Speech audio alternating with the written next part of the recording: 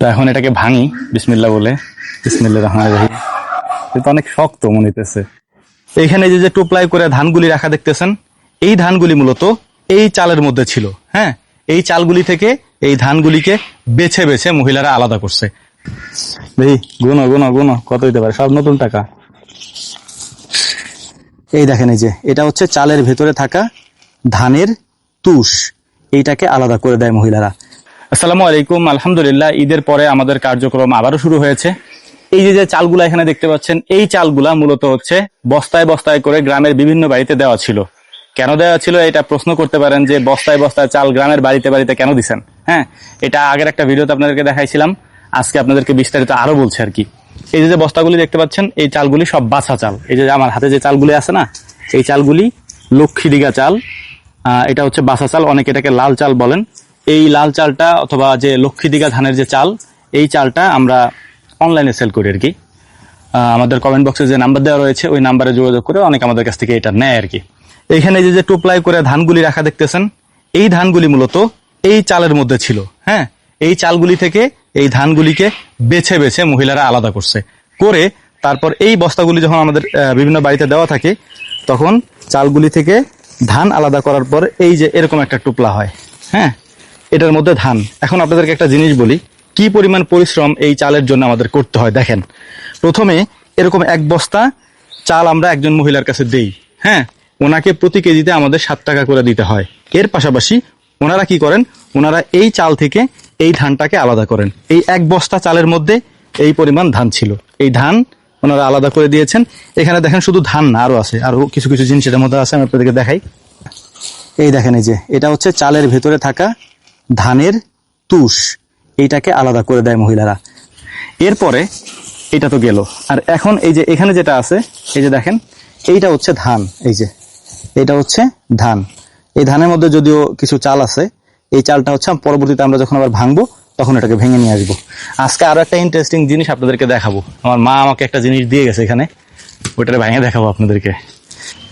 তুষ আলাদা করার ক্ষেত্রে আরো একটা কাজ করা হয়, সেটা হচ্ছে যে কুলা দিয়ে তারপর এটাকে ঝাড়া হয় আর কি। প্রথমে ঝাড়ার পরে তারপর এটা থেকে তুষ আলাদা করা হয়। এরপর ধানগুলিকে, এই যে চাল দেখতেছেন, এই যে লাল চালগুলা, এই লাল চাল থেকে ধানগুলিকে আলাদা করা হয়। এটা হচ্ছে একেবারে অরিজিনাল পিওর লক্ষ্মীদিঘা ধানের চাল। হ্যাঁ, এটা আমরা অনেক কষ্ট করে গুছাই আর কি। হ্যাঁ, এই যে চালগুলো দেখতেছেন আমার পিছনে, এই চালগুলা ঈদের আগে আমরা আনছিলাম, মানে ভাঙায় আনছিলাম। আমাদের এখানে ভাঙানোর মেশিনগুলো হচ্ছে ম্যানুয়াল। হ্যাঁ, আগের দিনে আপনারা গ্রামে যারা আছেন দেখছেন যে হলার মেশিন যেগুলো আছে, আমি ভিডিওতে দেখাইছি আপনাদেরকে, ওই হলার মেশিনে এটাকে আমরা ভাঙাই। এখন প্রশ্ন করতে পারেন যে ধান থাকে কেন? আমরা একবার কাড়া দিই। হ্যাঁ, এক কাড়া দিয়ে ভাঙায় নিয়ে আসি। যদি একের বেশি দিই তখন চালগুলো আস্তে আস্তে সাদা হয়ে যায়। এই যে দেখেন, এই চালের উপরে যে ফাইবারটা আছে, এই ফাইবারগুলো তখন আর থাকবে না। লাল লাল যে ফাইবারটা আছে চালের উপরে, এই ফাইবারটা থাকবে না যদি আমরা আরো মেশিনের মধ্যে কারানোর চেষ্টা করি। এই কারণে আমরা বেশি কারাই না, একবার কারা দিয়ে নিয়ে আসি। এরপর যে ধান থেকে যায়, ধানটা আমরা আলাদা করে ফেলি। চাল যাদের লাগবে তারা আমাদের কমেন্ট বক্সে নাম্বার দেওয়া আছে, এই নাম্বারে যোগাযোগ করবেন, ফোন অথবা হোয়াটসঅ্যাপ করবেন, আমরা ইনশাল্লাহ আপনাদেরকে পাঠিয়ে দেবো এটা। আর ইন্টারেস্টিং ব্যাপার যেটা, সেটা হচ্ছে সকালবেলা আমি আমার মাকে একটা কথা বলছিলাম আর কি, যাই হোক সেটা আর বলছি না। তো মা আমাকে বললো যে মানে ওনার একটা সঞ্চয় আছে আর কি। হ্যাঁ, যে আমি তোমার এটা দিয়ে দিই, তুমি এটা দিয়ে করো। এটা সঞ্চয়টা কি, যদিও আমি এটা নিব না, কারণ আলহামদুলিল্লাহ অতটুকু অ্যাবিলিটি আমার আছে। তারপরেও মা বলতেছে যে এটা ভাঙো, মানে মার একটা ব্যাংক আছে। হ্যাঁ, তো আমরা এখানে কাজ করতেছি, সকাল থেকে এসে বলতেছে যে এটার ভাঙ, বাড়ির থেকে আইন এটার ভাঙ। তো ভাঙি নেই, মানে মা বলতেছে যে আমি আমার হাত দিয়ে যেন এটার ভাঙি। তো মার ব্যাংকটাই এখন ভেঙে আপনাদেরকে দেখানোর চেষ্টা করবো আসলে মা কত টাকা জমাইছে ওই ব্যাংকের মধ্যে। এবং উনি আমাকে একটা জিনিস কিনে দিতে চাইছিল, বাট আমি নিতে চাই নাই। তারপর মা বলতেছে যে নিতে হবে। তো যাই হোক, এখন টাকাটা তো হয়তো মাকে আমি অন্য কোনোভাবে দিয়ে দিতে পারবো, বাট যেহেতু উনি বলছে যে নিতে হবে, সেক্ষেত্রে কিছু করার নাই, নিতেই হবে। তো এখন এটা নিয়ে আসি। এদিকে একজনে বলতেছে হাতে তেল মাখানোর জন্য টাকা গুনতে হবে, এই জন্য আর কি। এইটা হচ্ছে আমার মার ব্যাংক, এটার মধ্যে টাকা জমাইছে। এখন দেখি এটার মধ্যে আসলে কত টাকা আছে, ভেঙে ফেলি। ভাঙবো? মা সকাল থেকে আমার বলতেছে এটা ভাঙার জন্য, মানে আমি ডিলে করতেছি যাতে কোনো মতো ভাঙা না লাগে, যাতে থাকে, বাট বলতেছে যে ভাঙার জন্য।